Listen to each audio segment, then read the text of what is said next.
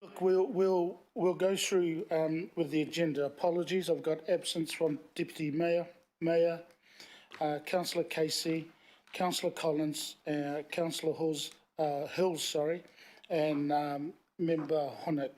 I'm going to move those. Second, please. And Meg. Pardon? Meg off. Yeah, I've got his. Yeah, Mayor.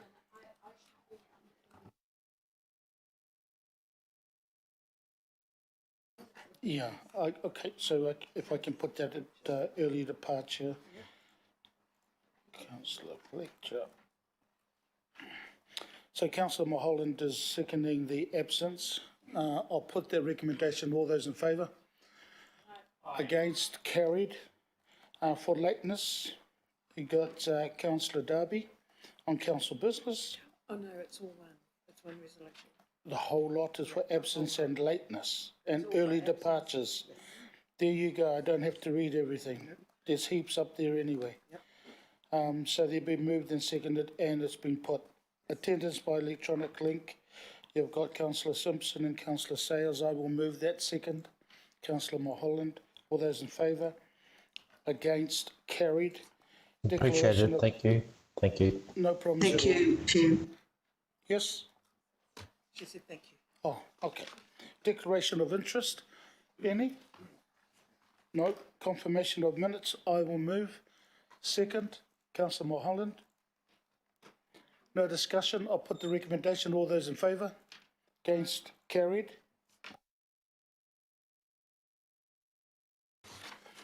Move to petitions. There are none. Public input. There are none. If there's any disruptions, I will remove you out of this place myself. Local board input. We did have Chair Apulu Rees Autangavaia, but his son is sick, so he's home with his family, and he's also having broadband issues, so he won't be Skyping in. But we do, however, have Lawawhionga Le Maunga Lydia Sosene, so from the chair of the Mangere Otahuhu Local Board, and I'm going to move the presentation. Can I have a second, Councillor Cooper? All yours, Lawawhionga. Whawhai tele, Sunga Councillor Alf, and especially to our governing body members, and thank you for the opportunity to present. And it's a shame that my colleague is unwell today. Thank you, committee, for the opportunity. Tawa Nu'u may be on Skype. He's very unwell as well. So thank you. We wanted to highlight that in your agenda today is the Economic Development Plan. And our board has managed to put forward some feedback which should have been received by officers. And so I'm here today on behalf of our board just to really have a quick short presentation and just to highlight some aspects from our perspective out in Mangere o Tāhuhu. So we recognise that the region has the Economic Development Action Plan, and some pointers that we wanted to raise in our submission today through the chair. In our view, that the quality of the plan looks more of like a stock take as opposed to some really strategic, aspirational objectives. Auckland Unlimited presented to us yesterday in our local board workshop, and as part of the CCO review, what is going to be helpful, and I'm not sure in terms of the CEOs and their teams, but there has to be a better coordinated approach across Kamaki Makaurau in terms of the relationship of CCOs and especially local boards. And with our local board, we managed in a short time of 15 minutes to highlight where we thought we could have better leverage and alignment on the plans of Auckland Unlimited, but also for them not to fear that we welcome input, we welcome their strategic knowledge in bettering our outcomes and hopefully getting that alignment so that we can deliver for our communities. And there are a number of actions that are pointed out in this plan. But we, from where we are located, is what is that action plan? And we want to also hear progressively in terms of the mileage and how our local board is going to benefit. Because if we don't, then it's a waste of people's resource. We really want to hit this in that we've recognised that economic growth across Tamaki Makaurau. And for example, today and tomorrow is Auckland Airport, which is in our patch, is their highest trade in terms of people coming in and out of the area. Is there a role of the local board to play? Is there a role for Auckland Unlimited? We don't know what we don't know. So we recognise that part of the engagement with CCOs has to get better. Has to get better in terms of a perspective from Auckland Unlimited and our desire to really thrash those out, flesh those out. And so through this committee, we are asking progress of the actions once it is implemented. In terms of the local board plan, some of you may not know our locality as well as you probably could have, because I get that councillors have a strong interest in their local area. In our area of Mangere o Tāhuhu, there is a lot of focus from our perspective in the city centre. Why is that? Our challenge to you is that there has got to be a better periscope, even if it is sub-regional. And in the south, we continue to aspire for a better economic development plan. What Mangere o Tāhuhu has invested in for this financial year is that we've put money aside for an economic broker who will bring in those skills for us to utilise and to utilise our resource better. So rather than have a scattergun approach or a piecemeal, we really want to push where are those opportunities and what should we be focusing on, recognising post-COVID has left many of our small businesses in quite a difficult position. One of the things that in our local board plan that we recognise is the strengthening of the Māori economy locally.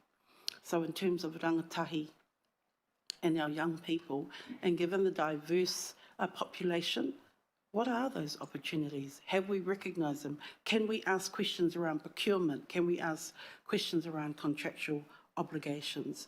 And so we've probably given too much work to Auckland Unlimited, but guess what? We're going to keep going because we have to agree on the objectives that can be delivered for Aucklanders and people living in Mangere o Tāhuhu.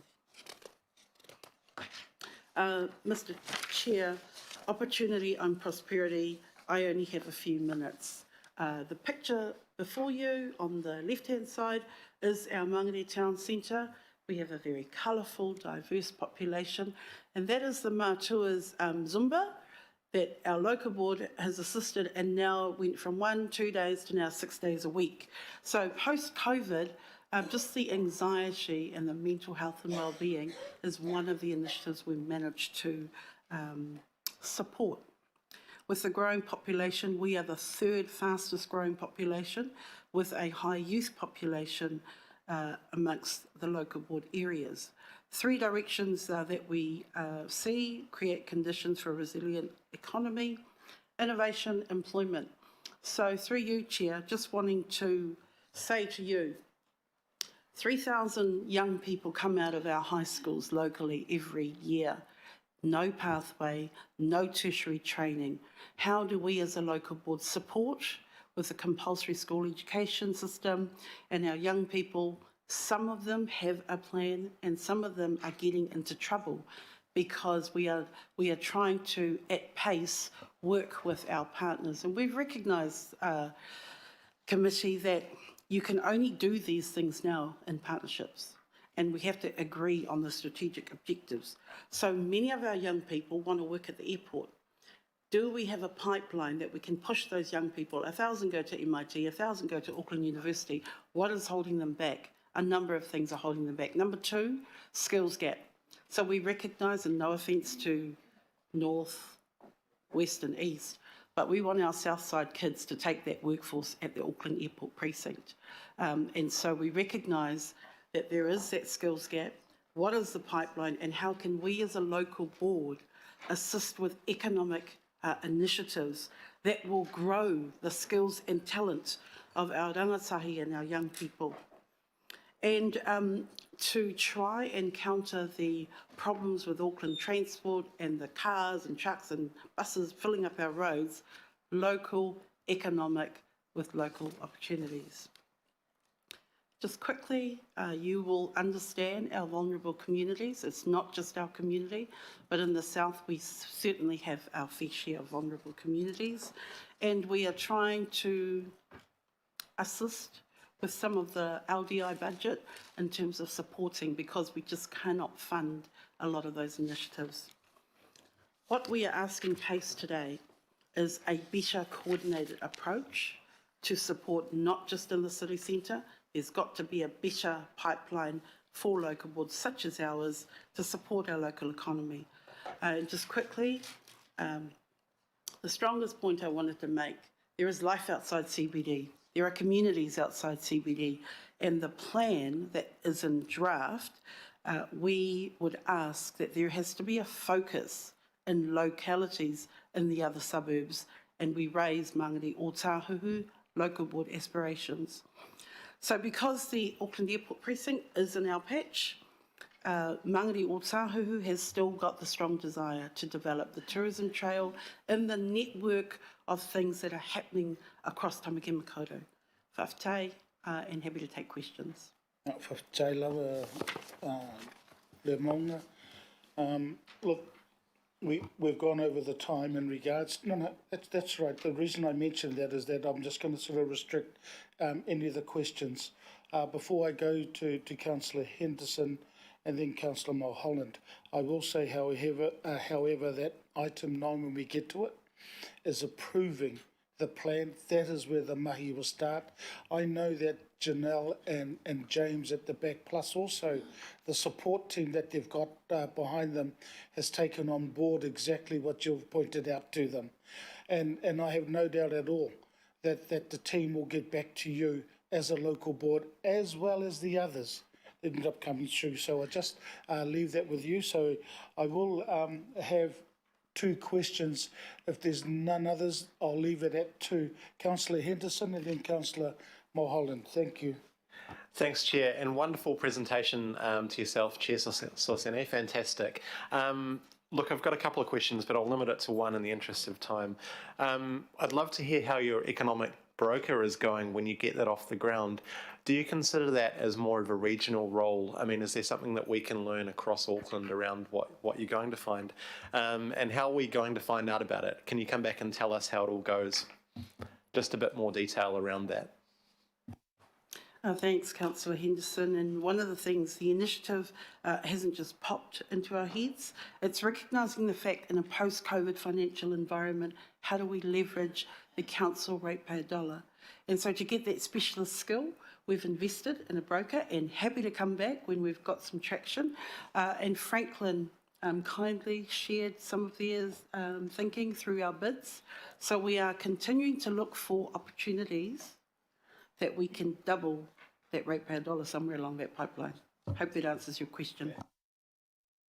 Councillor Mulholland, and I've got 2 more. So look, if we keep it short, only because of the agenda we do have, and that's Councillor Dalton and Bartley. So look, I'll leave that at Councillor Bartley. You are the last, and then we'll move on to the next item. Thank you. Kia ora, thanks, Chair. Kia ora and Morena, and thank you, Chair Sosene. It is really good to see you, and I have absolute faith in the work that yourself and the team are doing because of my experience. You know, I'm working collaboratively in our past relationships.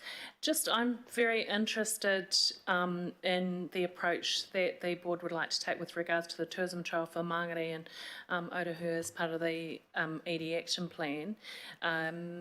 And I just wonder, you know, because I've been out recently, you know, of course, Mangere Town Centre, and I bought a beautiful weave basket from the kamata and the group that were there were young children there in the library. So, you know, there was a lot to see, stone fields and so forth. So there is no doubt in my mind it's an excellent idea, and I agree with coming out to the burbs, and I agree that, you know, for the foe as well. I think it's really critical, and it's something that's been missing in my view, and I've been very strong on that for a very long time. Whilst the city's great, you know, we do need to look at our burbs, and that's where we're all contributing. So just I'm really interested in how do you see this opportunity, and what are the requirements you might have with regards to the tourism trail? Because, you know, I think it's a really sensible idea, Chair.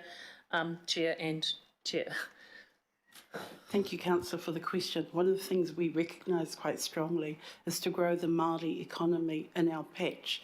And we've been talking to mana whenua and Matawaka. And look, it's no secret they're doing things on their own anyway. And so we want to jump on that bus and see, is there investment that we can pump through our LDI, small investment, to help support their growth aspirations. And so part of it is about a network and what they do best, and it's trying to say, hey, we could assist with some of that strategy, with some of that planning, hopefully. Hope that answers your question.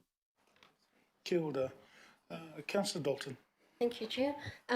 Hi, Lydia, and congratulations on the wise use of your LDI into the economic broker. I think that local boards can leverage really well when they use some of their operational money to broker those relationships that the local board themselves don't have the ability to do. Do you think that the CCOs are aware of the capacity of local boards to use their LDI in that way?